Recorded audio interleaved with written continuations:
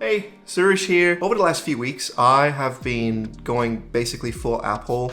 I replaced my Lenovo gaming laptop with an M1 MacBook Pro, which then got replaced with an M1 Mac Mini. I replaced my Pixel 3a with iPhone 12 Pro Max, which I just upgraded to the 13 Pro Max. And I also picked up a purple iPad mini that just came out, and also it just got replaced with the pink one, so I might have a slight problem. But the point here is that going full Apple and really buying into the ecosystem definitely has its advantages. It definitely has its positives, but it also does come with some flaws and disadvantages. Gaming is one of the biggest drawbacks on going full Apple, and it's really difficult to argue against it. In this video, I want to talk about cloud gaming, which is something that I've been doing since Project xCloud got announced here in Australia.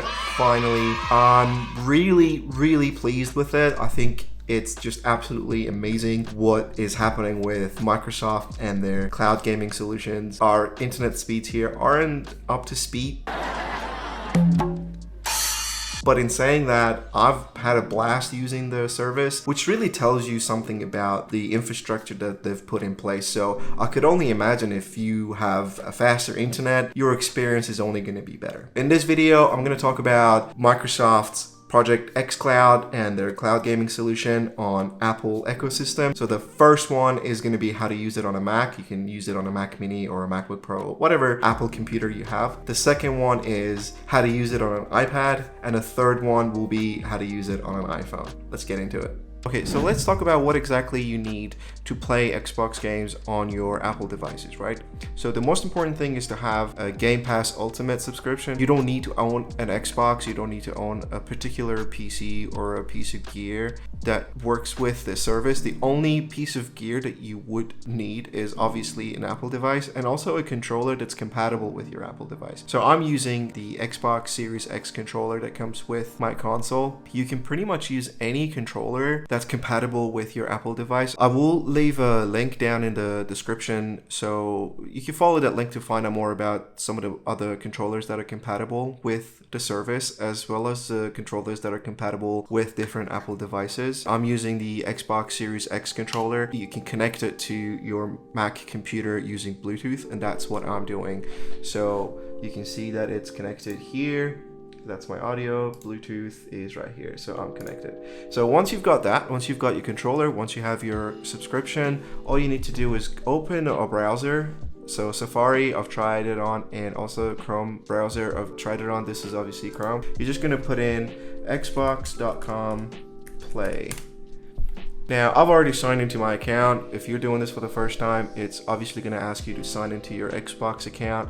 But once you sign in, you're gonna have this page here that's got all the games that are compatible for you to play using cloud gaming. So just to try it out, I don't know, let's try something like Hades here, my favorite game. Like I said, my internet isn't exactly the fastest. It does take a little while for it to load up and things like that. And I do experience just the tiniest amount of input lag, which means that this isn't exactly the best solution for multiplayer games and things like that. For games like Hades, where it's just single player and you can just play at your own pace, it's absolutely fine. Now you can see the game's loaded here, and I'm gonna use my controller.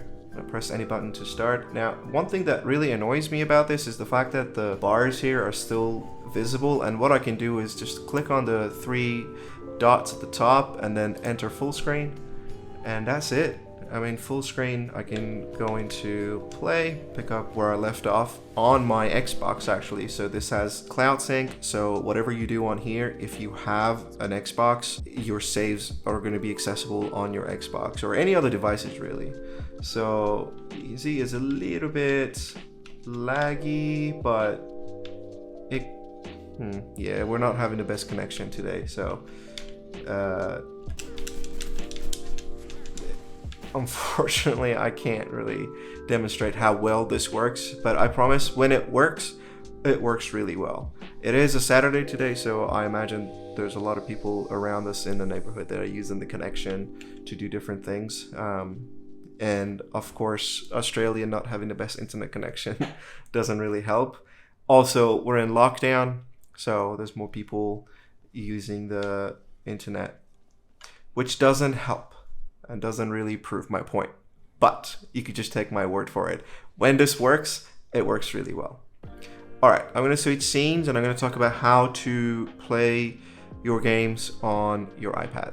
So the next thing I want to show you is how to use this on your iPad. Now, this is going to work on either Safari or Chrome, just like it did on your Mac. However, I do suggest using it on Safari because of something that I'll mention a little later. What you want to do is first you want to sync up your controller to your iPad. I've already done that just to sort of skip ahead a little bit. Open Safari and you want to put in the same address that you put in on your Mac, so xbox.com/play, and again you're just gonna sign in.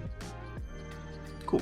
Again, because I've already signed into this before, it basically skipped the password and username process, but if it's the first time you're signing in on your iPad, it's going to ask you for it. So just put in your username and password. This is where I suggest using Safari on your iPad, is because of this little tip down here. It says get the most out of your Xbox Cloud Gaming. For optimized experience, add Xbox Cloud Gaming to your home screen. So what you do is you tap on the share screen here, and then you go all the way down to add to home screen.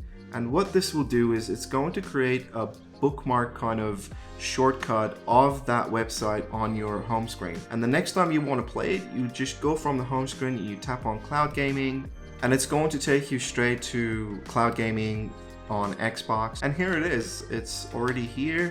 And just for the sake of consistency, I'm just gonna launch Hades here, played it on the Mac, and we're just gonna have a look and see how it looks on the iPad here as well. There's no way of getting rid of the toolbar at the top. If you know how to do it, maybe you can let me know in the comment section, because I'm not sure how to do it. And tap to start playing. Don't know why we can't hear it. Yep. Okay, so press play. Again, it's got my save from what I had on Series X and also what I had on the Mac. And here we go. There's a little bit of lag again. It's not perfect, as I said before. It's okay for single player games, but if you're gonna play multiplayer games on this, you're not gonna have a good time. Unless you have a really, really good connection, then you'll be fine. So just quickly before we move on from this, I want to talk about what I'm using to sort of make this experience a little bit easier. I'm just using a case that I picked up from Amazon. It only cost me like $20, but honestly it makes the whole experience so much easier. Not just for playing games, but just for media consumption, or even if you have like a Bluetooth keyboard and you want to prop up your iPad, because you want to lean it against something, right? And I know you can pick up the Folio case from Apple. I personally prefer these ones because the Folio case from Apple is just such a fingerprint magnet. This one is a little bit better and it's also cheaper, so adds a bit of protection, helps with media consumption. If you want to get something like this for your iPad mini, I'll put a link down in the description. You can follow it and have a look and see if you want to get one for yourself. The last part is how to play xCloud on your iPhone. The process is very similar to how you do it on the iPad. So again, you could use Chrome or you could use Safari. Again, I would suggest using Safari. If I just go in here and search for Safari, I can open it up and you can see it's already loaded up the same website. All I gotta do is sign in, and I'm pretty sure it's just gonna sign me in because I've already done it. Here we go. It's gonna give me the same option to add a shortcut to my home screen, so I'm just gonna do that. Tap on the share button, go all the way down to add to home screen and add. Okay, and it's down the bottom here, so Cloud Gaming, I'm just gonna tap on it, jump right back into Hades, and it really should just pick up where we left off on the iPad. It's very simple. Now while we're waiting, I'm just gonna quickly talk about this little phone mount thing that I'm using. I have made another video talking about this entirely, so I'll put it somewhere like over here. I think it's gonna pop up. Basically what it does is it's just a mount that makes the experience so much easier for playing games on your phone. So not just Xbox games, but any game that you play on your phone. If you're planning on playing games for a long period of time, it's just gonna make the experience a lot easier. So I'll put a link down in the description on where to get this one from as well. I highly recommend picking this up if, again, you're planning on playing games on your phone for long periods of time. It makes the experience a lot easier. Pretty nice product. I really like it, and I highly suggest you pick it up as well. All right, let's jump back into our other scene to talk a little bit about the overall experience. I'll see you in a second.